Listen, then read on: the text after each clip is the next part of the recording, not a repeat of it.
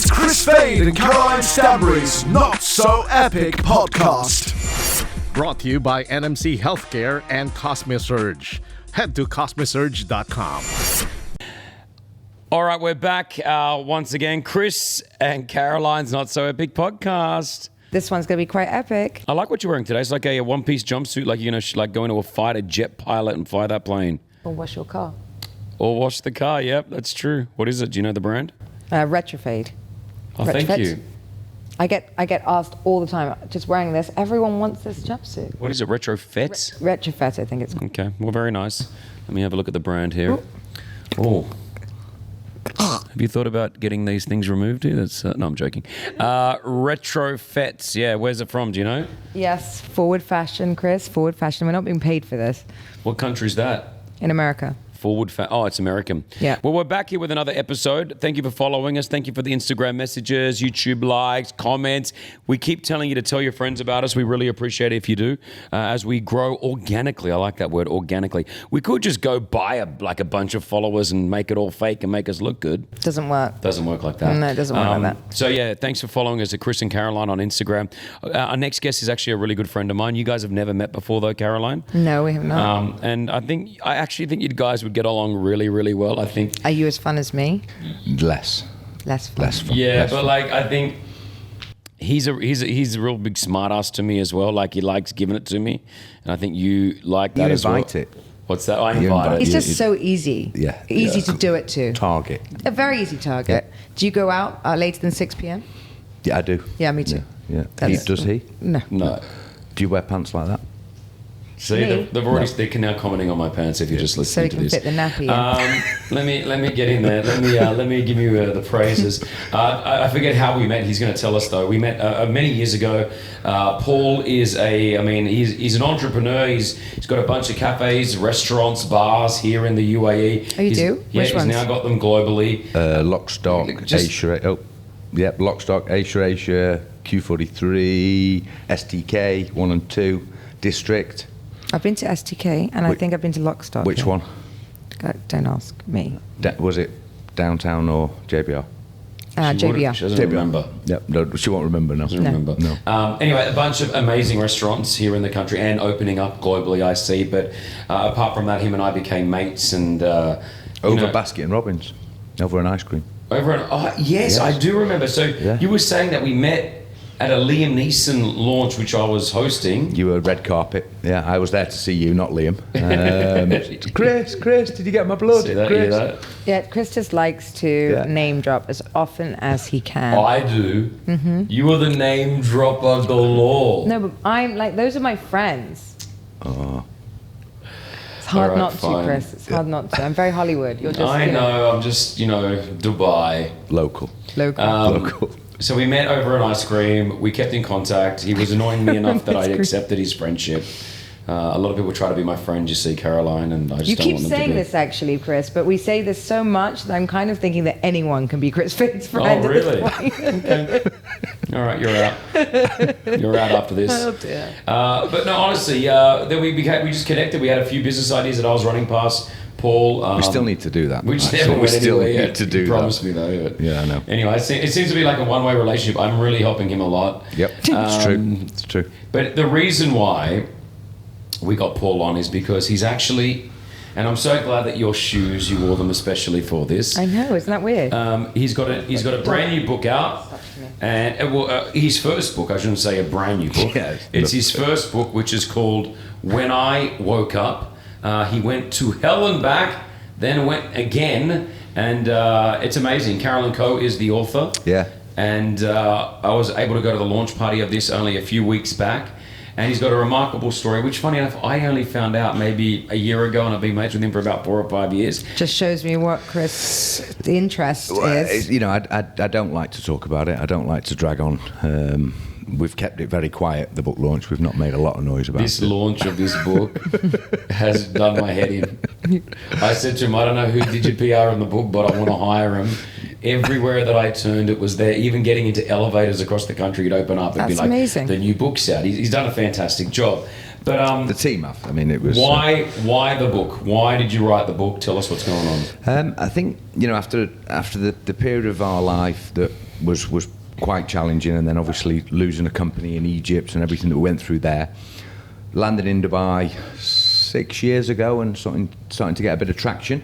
I reached a point where I was able to sort of put purpose to all that pain that we went through, and the best way to try and do that was through writing a book and maybe help other people and guide other people through some of the challenges that I've been through. So I spent 3 years writing it, 3 years promoting it, and we launched it. Well, it was in Dubai Duty Free 1st of December, so that was the final pitch. Yeah, you can find the book on obviously Amazon, and you can find it at the airport.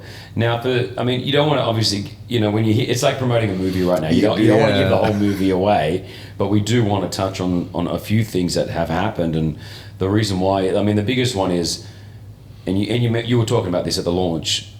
You basically died.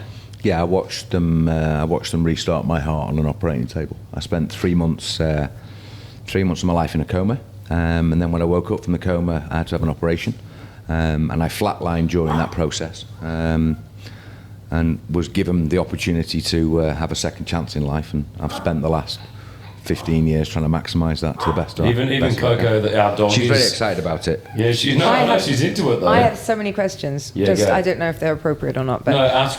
We'll answer anything. First of all, like when you're in a coma, Yeah. do you hear anything? Yeah, Listen to this story. Yeah, that was probably the most surreal thing. I wasn't in a coma. I lived in Singapore. I had a full-time job. I got up in the morning. I went to work. I did a job. I got in my car. I came home. I went for dinner. Had a shower.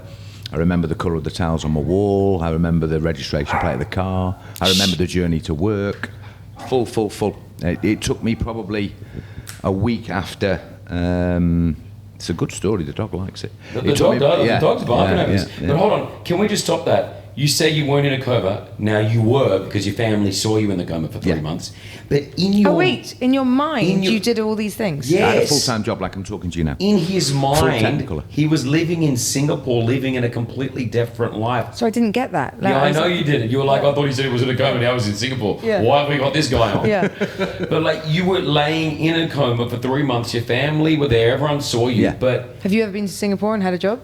At 12 years of age, my father took me, yeah. So, okay, so Yeah. you went to Singapore on a holiday, or your father was? Yeah, my father took me there. I spent 4 days in Singapore when I was 12. But in the coma, But the life that you had in the coma, I've never had, no. you've never. That's, and you were older, and how old were you in the coma? I was normal age. I was 29 years of age. You were your age. I woke up on woke up from the coma, and in the book it details how I came out of the coma. And I woke up on my 29th birthday, and my whole family was around my room. so you had relationships, friends, everything totally normal, like a normal job, like the last 3 months of my life in Dubai. Totally normal. So weird. Yeah. And so, do you hear your fat? No, you're just in this world. No, I could hear. I mean, I was. My job was to sell computer virtual reality software. That was my role in my dream. Hold on, that's many years ago. Yeah, 15 years ago. I mean, was virtual reality even a thing? Yeah, you could buy Chris Fade's life. So I would plug in. I would buy Chris Fade. I would sit in my box, plug in. Everything would go on, and then I would disappear into Chris Fade's life. I would wake up, take my No one wants to do that. That costs a lot. Take my 5 a.m. selfie, go to the radio station. Exactly. That's like the movie Total Recall. Yeah, It's do you remember so Total weird. Recall? Very similar. Yeah. That is crazy. And then the game broke, and I was blocked in this room for about a year. And the computer software people were talking to me, but This it wasn't. in That the was clear, coma? in my coma, but that was my family. And then they started reading me the weather and reading me the sports, and I'm thinking, yeah, you're not going to get me out of here, so I'm going to get me out of here. And then eventually, I picked my way out of this black box, pulled myself out, and What the hell? it was my birthday, Isn't that crazy? and I was out of the Caroline? coma. So bizarre. I know, I because always you want never to know. One of my good mates was in a coma for 3 days, right? Like, my best mate had to teach him how to learn. He had to learn how to walk, talk, and all that again. He had something on his brain, right? And he's a touch wood, he's okay now. But I asked him the same thing. I was like, yo, when you were in your coma, could you hear or see anything? And he said he could. He said he could hear things. He wasn't sure what they were, but he could hear things. And you know, now whenever I'm around anyone in a hospital who is in a coma, and it's happened before, one of my friends who was in a coma who actually passed away, I was talking to them because I'm thinking to myself, you can probably hear me. Most certainly, you know. Because one of my biggest fears is that, I don't know if it's a disease or whatever, where you're completely shut off, but you can hear But it. your mind is awake. Your mind's 100%, but everything else is shut off. That's Chris. Chris is a glasses half empty kind of a person. Yeah. So he's always worst case. He does worry, doesn't Yeah, he? He does yeah. worry about That- stuff. Yeah. Imagine that. Imagine just being able to see and feel everything, and Awful. then But nobody you actually can't- knows. You can't respond. I was wide awake when they in Egypt when they put a lung puncher into me. Oh. So I was awake when they drove the spike through my ribs to Oh my God. release all the fluid from Do you my. remember all that? Yeah. That was my last memory. So I was awake. I sort of opened my eyes. I saw this doctor coming towards me with this big Why did they metal do it spike. awake to save you? No. They thought I was asleep. Oh God. So within 24 hours of feeling poorly, I was in intensive care in Egypt. I woke up. I was in the room in the surgeon's room. I watched the guy come towards me. I felt him bang this thing through me twice. Oh God. The nurse realised I was awake, stuck something in my bum. Did you sue them? No, they helped to save my life. So Right. It wasn't. It was just a slight error. But it was the strangest feeling in the world. It was like having a red hot poker put into you, but the biggest relief possible, because then I could breathe. I couldn't Right. breathe. My lungs had filled with water, so I was drowning. Now, a lot of this, does it come from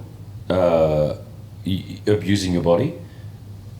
Like, was it a lead up of what you had done? I enjoyed the owning a nightclub a little bit more than I possibly should have done, Yeah. but only for about 18 months. I worked in a bank, didn't really drink until I was 26, 27, and then made up for it for about 18 months. Just And drinking then way too much. 7 days a week. Poor decisions. Terrible decision.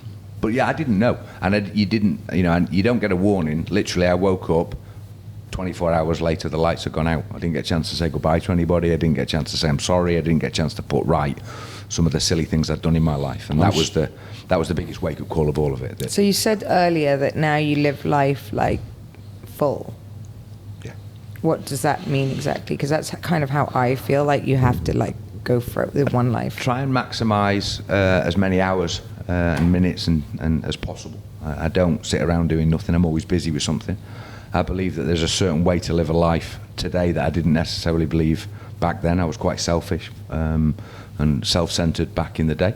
I'm not that guy anymore. It's I believe there's a lot more to life than what I believed it to be at 27 and 28. And yeah, just try and be the best version that I can be, and how that positively can affect as many people as possible is something that's very important to me, and something that has become critical, having seen what could happen if you get it wrong. Somebody gave me a second chance for a reason, and my job is to now maximise that and do the best I can with that second chance. God, that's a mad story. And that's just But we one. don't That's just know one how of we them. got. I sort of. That's I just don't want one to of give it them. away. Obviously, we want you to go grab the book. When I woke up by Paul Evans. You can find it on Amazon, or you can buy it at the. If you're in Dubai, the UAE, it's at the Dubai airport right now. Yes, isn't at it? Dubai Airport, and and it's in 12 McGreedy's bookstores around the UAE. and the other one, Kinakawa. Yeah, Kinakawa in Dubai Mall. You Dubai's biggest bookstore, yeah. It's So there as and well. now are you like also traveling more and all those kind of things, or are you Yeah. just No, you have kids? I have 2 children, yeah, Yeah. amazing, yeah. So I never really wanted children. Right. But then having woke up from the coma within 12 months we were pregnant, and then Cole was born. Yeah. So Cole it's 15 years ago since I woke up from the coma, and Cole is 13. Yeah. That's amazing. And I also have a little 6-year-old terror as well. Yeah. And what made you want to write the book, and how was it to write a book? You don't. Painful. Not because you're reliving a lot of it. Yeah, you tend, or I personally tended to have the ability to go through those difficult things, and it started from being a youngster, 13 years of age, being a dyslexic schoolboy in the UK was no fun, not pleasant. So I box all that stuff up, bury it in the sea and never think about it again. But if you're going to do this book, you're going to do a book, you have to be honest, you have to be truthful, you have to tell the truth and go deep and inside your soul to find those memories and detail them properly. And that's painful at times, because I wasn't somebody today I'm proud of. I wasn't particularly proud of that person up to being 26, 27 Yeah, but years you're of age. 26 and 27. I mean, like, find me a 26 or 27-year-old that isn't a prat. You know, I mean, like, honestly, most of them are. That's your time to make all your mistakes. Not everyone. It's good for you. 27 was the decision that I made to come live out here. And Well, I was getting married, but I Yeah, I mean, not but in your everyone. early 20s, Yeah, early normally, 20s, yeah. normally, Yeah, but- so I was also that guy. But then, you know, to then go back and sort of open your soul and show it to the world, there has to be a real reason to want to do that. And the reason is that I hope that people, and the initial feedback is that people are able to read it and get quite inspired by some of the stuff I've been through, and how if you keep going and find the right mindset and right reasons, that you can get through pretty much everything. anything. And I Yeah. also think it's very important to have, not as far as, you know, going to death, but it's very important to have these moments, because, you know, you can only grow from them. You know, you probably wouldn't have realized who No, you I were. wouldn't be the person I am today if it wasn't for all that you stuff. if you hadn't have been through all of this, and other people, for whatever their journey is. I mean, hopefully it's not as bad as your journey, but you know, you need these things, you know, to have these tough times. You had different types of tough times. I mean, it's a cliche saying, what doesn't kill you makes you stronger. And No, it's, but I do believe adversity gives an empathy that you can't have until you've been through something. Yeah. And I think Yeah, empathy I agree. is a huge quality that will allow you to be a decent human being. And I believe in not, you know, that's exactly why I'm the way with people as well. Like, you know, I never taking judgment on anybody, because people in glass houses, and also looking at the way we've all been through different things that have shaped us to come, you know, to where we are today. And we're all pretty, you know, decent people. Even Chris. I just gave you the look of, like, even Caroline. I think it's also the ability for people to be able to reflect with you when they understand that you're not what they perceive you to be today. You know, Yeah. I'm the CEO of a rather large, successful F&B business, but I bleed, and I am a normal human being who's been through some very, very difficult days. 'Cause everyone sees before the they good bits. Everyone just sees the glory I know, side of it. yeah. And the reality is that it is tough. You know, I lost my entire company in Egypt in about a week. You know, we had a business much bigger than Dubai. We had sort of 20 outlets in January 2011, and by February we had 4. You know, and literally came to Dubai with enough money to pay for a house and some schooling for about 4 months. Due to what? The revolution. Right. Yeah, lost the whole lot. Right. Jumped on an airplane and flew to Dubai and said, right, we go again. And I was 38 when that happened. And What how- made you go to the Middle East in the first place? My father was building a diving safari boat, and I wanted a year out from the banking industry. So I went to be a dive guide for a year, had too much to drink in a bar at one night, and lent somebody $6,000. How And on he's- earth do you restart a huge company in Dubai with no money? Yeah, that's what I was going to say. From an entrepreneur point Yeah. of view now, Yeah. you move to a city that you don't really know too well. You got a bit of cash on you, not too much. Very little, And then yeah. you now have built a multi-million-dollar organization. Yeah. How does one do that? If you people are listening that want to get into that type of business, I don't know. I think I look back over 7 years and, you know, I still pinch myself that we were able to achieve what we've been able to achieve. I think we're decent, honest people. I think people respect that in this city. I think Dubai gives you back 10 times whatever you give it. I think if you come here with a short-term vision, your response will be short-term as well. If you come here to want to live here and give and put foundations in the ground here, it will give you that back. And we came in, we worked hard, and we were honest, we were decent. I think we came with a different style of F&B than the city's used to. We're more about the what was the first place you opened up here? first one was Q43. Which was, I mean, still today is Great venue. Great venue. Media One Hotel. If you don't know, if you're Yeah. not in Dubai and you're listening to this, Q43 is just that place that you can go. You don't have to feel like you're going into some place that's not Nope. going to accept you. It really is welcoming. It's got a couple of pool tables, great DJs, just really good easy, music, just great easily view, and accessible. good food. Yeah. So that was the first one that you opened That was up. the first one, yeah. I think, I spent 2 years trying to find somebody that would trust me and invest some money in me. We found that gentleman, and we've been together ever since. And, we've now got 9 in Dubai and 3 in Russia, 1 opening in London, busy with Amsterdam, and busy with 2 more in the UAE. So hopefully next year we'll open 1 in this part of town, downtown Dubai. That's incredible. We'll probably move into Abu Dhabi as well at some stage. So surrounding yourself with good people, I think, is important. It's vital. Where in Egypt it was myself, my business partner, and my team. Today we're working for those guys. I think once that thought process had changed about we've achieved what we've achieved through the help and support of our team. Our job is to now help them achieve and give them opportunities to grow. My management team of across all outlets are all homegrown talent. I didn't bring anybody in. They're all grown through the ranks, and to make sure they don't leave me, I have to find the next opportunity for them, and that drives us to go and do some cool stuff. I love that. That's the one thing I always say about Dubai is that, I came here 3 years ago, and look at how quickly I got accepted, and, I'm doing all these different things. Like, I became the face of the few companies here, which honestly, if I was still in LA, although I'm doing TV and things like this, these opportunities don't come to women of my age. They just don't. In the States, you mean? No. There'll be 10 million other girls that are like models or actresses that would have got it before me. Yeah, I agree with Dubai. What you said, you give it gives you 10 times back. It does, doesn't it? I think that's so true. You see people that come here for trying to flip money and flip houses and flip this and flip that. They're gone and they lose their money. Doesn't work. The people that come here and put foundations down. Look at yourself. Look what you've achieved in a relative short time. You dropped in London 10 years ago. What would you be doing today? Yeah. I might have a 150 square metre coffee shop somewhere in London.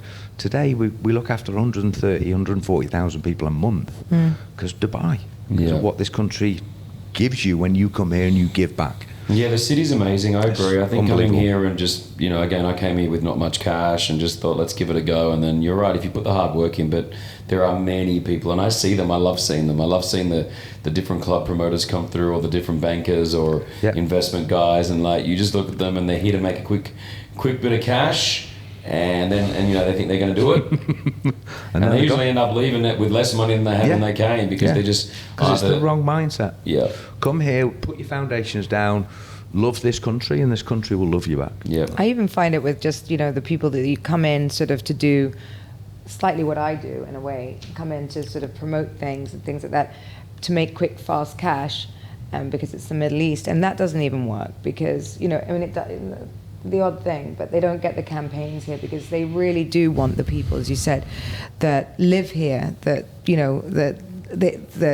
put my children go to school here. Yes. I was meant to be here 3 years. I was meant to leave really in 5 years, and I can't imagine living anywhere else now. I just don't know where. I can't think anywhere else I'd prefer to live. I mean, where I can still sleep with all my windows open and my jewelry by my bed and not worry about my kids, or if I'm in a mall and I lose one of my children, I don't go into a blind panic. I'm they'll be back in a minute. I didn't even lose one of my kids in the States, but we're playing at like a gaming. Oh my God, it's the worst. Yeah, just we're playing in this gaming area with my cousins and one of them I thought had my youngest daughter, and she wasn't even lost, but she was just around but just that instant feeling where in Dubai I never had that feeling. Like if you're like, she'll come around. There she is. I had it in Florida. Ethan just disappears behind a queue, and I am in stratosphere panic. Where here it's just like and 5 minutes later you'll find them eventually. They know they're coming out. Amazing country. It gives you this wonderful platform, this wonderful culture, this incredible environment. Just says behave yourself. So with the book, are you pressured? Do you look? I mean, sales is obviously you want to sell a book, but I don't think you're doing it for money. I know you don't need the money. No, for you, it's more the passion of just wanting people to read your story and share a message that's in it. Just to try and help individuals that have been that want to grow, that want to get better. That I try to do that every day in my working environment, and this gives me a larger and wider platform to do that. And as I start to get feedback from people in America or someone in Australia, or a German gentleman wrote to me the other day saying that he'd read it, and that's worth more than any money. As I say, this is not this is not my day job. My day job, I'm okay at. This is something that is passionate to me because of the pain I've been through, and I hope I can give some hope to people that are going through similar. And in the book as well, it shows you did spend a little bit of time in jail. Oh, we're doing that, are we? Okay. A little bit of time in jail. He didn't send that in the brief, did he? Hey? Wasn't that one of the, please let's not talk about that? 2 times, if you're going to get into it. Yeah. Yeah. So when I was 21, I did something very silly, and spent a bit of time in we like to call it a 1-star hotel, the family, and my parents call it Switzerland. We went to Switzerland. Now you've got your sons, do you put them in line? Do you put them in don't do what Dad did between the ages of 20 and 27 years old, 29 years old, you don't want to be there? I think that every father or every mother has the responsibility and the desire to, my parents were amazing. They still are epic humans. My dad did everything in his power to stop me going off the rails. I didn't go off the rails. I did, a split decision, bad choice, and that took me in a certain direction. I was not a bad kid. My children are not bad children, but temptation is literally everywhere, and it's way more today than it was when I was young. But less so here. Yeah, but they're not here, unfortunately. My kids are in the UK, so okay. Yes, it is a constant battle. I see them every month, and I bring them here every sort of 6 weeks. You just have to hope that they listen to you and they follow in your footsteps, and the fact that Dad did it and it could have gone very wrong. Yeah. Has Cole read it? Do you know? No, he won't. Not yet. I'm not ready for him to read it yet. What if he can't get a copy of it? Well, he's got a copy of it. He got the first or the second. The second one I actually had printed, and I wrote it. Obviously, a very nice dedication to Ethan. And one day you'll be ready to read this book. Yeah. But there are some harrowing stuff. Imagine reading that your dad died. Yeah. I don't want him to read that yet. I'm not ready. He doesn't know? He knows Oh. I was poorly, but he doesn't know page and verse and chapter and chapter and chapter of the very detailed moments that I went into, where I talked about what it felt like to sort of sit there and watch that, and how it felt to, because in my coma my father died as well in my dream, so I buried my father in my dream, and it took probably a week. Mind is so... Yeah. So what, can I ask, what do you think happens when you die? Do you know? Do you know? Oh, yeah. like, as in... Was there a tunnel? No, there wasn't a tunnel. What there was a room and me watching, and somebody put me there for a reason. I believe that I was allowed to watch it to make the impact as strong as it could possibly be. So when they said, okay, fine, there's your ticket back, make sure you use it properly, it couldn't have been any stronger. Right. So it wasn't go towards the light or however you see it. It was, right, this is, you know how poorly you've been? We're going to give you another shot at this. Don't screw it up. So I think it's like, yeah, it's your time or it's your time, not your time. You don't, that year after, I woke up from the coma and I spent another 4 or 5 months in hospital. It took me a month to learn to walk. You could put your hand around my legs. I was 70% of my body had gone. I lost nearly 45 kilos of my body weight. Wow. I was tiny. The year after I came out of hospital was possibly one of my most blessed years of my life, because literally everything was just amazing, because you'd lost everything. And unfortunately, we don't get the opportunity to see the significance of that until it's nearly gone. I got that opportunity, and one of the things that I continually refresh myself with a beach walk is all the rest of it doesn't matter. Family, your kids, your health, all that kind of stuff, that's what you need. And as long as you've got that, everything else is just an absolute bonus. And until you've been that close to the edge, to get that perspective is quite difficult. We talked about it with the losing of a telephone, that your life is over when you lose your telephone. It's just a phone. Yeah. My life was over, and then someone went, all right, have it back, but don't screw it up. Are you married now? No, but I'm very happily with somebody else. Yeah. You're gonna get remarried? Yeah, probably. Was that off the limits as well? Was that off we can do that if you want, Mr. Fade. Is she from here? She's English. Yeah, we've known each other a long time. Yeah. I've just got the book out here. If you're only listening to us, it's When I Woke Up, which is here. Is this our first book group? I think this is our first Author. We're not really reviewing it. No. Well, let me start by reading a few pages here. Why don't you review? Thank you for joining me here. Why don't we review the cover? Are you going to dive we in? love this Oh, chapter. Can you do an Hey, audio book? I find it. I'll come round to your house and And I'll read sit it at the end to of your bed and read it to you. He'll take I it don't by want the your way. accent. I don't want your accent. You reading don't it. want my accent? No, I think I want my voice to read it. Why don't we do that? I find it hard When to I woke read. up, sponsored by Fade Fit, and you can read it out. I find it. I'm not a reader, and I've always wanted to be a reader. And What about on a plane? You're too busy, aren't you? I can't read. No, my mind. But my dad said something to me. I learned this last week. He goes, mate, I find it hard to read as well. What I do is I start reading, and I'm into it. It's not that I'm not into it. But it doesn't. But no, I just start skipping lines and start going ahead. It's like I just want to, what happened now? You know, and I've got to really tell myself. The only book that I've ever read was Andre Agassi's. I didn't even read the whole thing. Was Andre Agassi's What brought biography. you, what made you attracted to Andre Agassi? Just want. I play tennis. And I do like tennis. You've got a look of Andre. Andre, right. But I just want, because I do want to read. I want to be a reader. I know reading is really good for you. And I tried it the other night. I tried to. I got into bed with a book, and I didn't get into bed with my phone on. And I thought, let me just read for a little bit. Which book was it? It wasn't your book. Brilliant. It was Grant Cardone's book. Do you know who Grant Cardone Yes. is? Was he not on your show Yeah, he just recently? gave me his book, so I started reading it. And it was a good book, but I'm going to read this. I really am. I'm going to read it. Might take him a year too. Yeah, but it may take me a year, but I'm gonna get. I'm surprised you put no pictures. I would have gone like, isn't there a couple of pages with pictures usually? There aren't picture books. No, but I thought like a Adults couple don't of like put pictures. pictures. Do you have any pictures of you in the hospital? Yeah. No. Parents. I have pictures of certain other moments in my life. Yeah. I'll WhatsApp you those. WhatsApp me them. I'd like to see And them. I'll WhatsApp me print it those. out. Yeah, you want to see those as well, eh? You'll see Chubby Paul. Wow, what a 120 headline kilo. that is. The meaning of life. Gosh, there's a chapter So right what we there. do is we do a number of chapters through the book, and then we do what we call wake-up calls, where we take the lessons that we've learned throughout those to help sort of give an overall summary of what I learned through those different aspects of my life, whether it was as a young suicidal teenager, as a young businessman that lost his business, as somebody who was on the run in Egypt for a while for something I didn't do, and having lost the company in the Arab Spring and that kind of stuff. So Oh my God, is there any happy ending?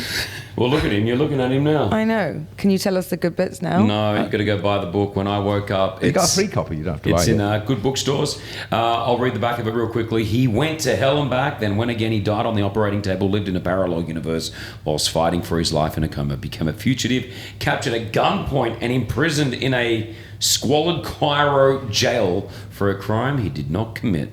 Read it all. When I Woke Up by Paul Evans, a story told by Carolyn Coe. Pleasure to have you here on the podcast. Thank I'm you going so much straight for home inviting to me. read this. Yeah? Yeah. I'll read it. There you go. My girl designed the cover. How cool is that? Right, yeah, It's covers. amazing. It's amazing. Yeah, It's did very well Yeah. with that. Yeah. Did very well. Well, listen, man, thank you for joining us on the podcast. Thank you so keep, much. Keep going with all the success that you already have, mate. It's good to have you here. Paul Evans, that's Chris and Caroline's Not So Epic podcast. That was pretty amazing, actually. I done. can't wait. You like that, yeah? Yeah, I did. We'll be back next week. Keep following us. Send us your messages. Like, comment, share, do all that stuff. We'll talk to you soon. We'll be back. Bye-bye. It's Chris Fade and Caroline Stanbury's Not So Epic podcast. Brought to you by NMC Healthcare and Cosmisurge. Head to cosmisurge.com.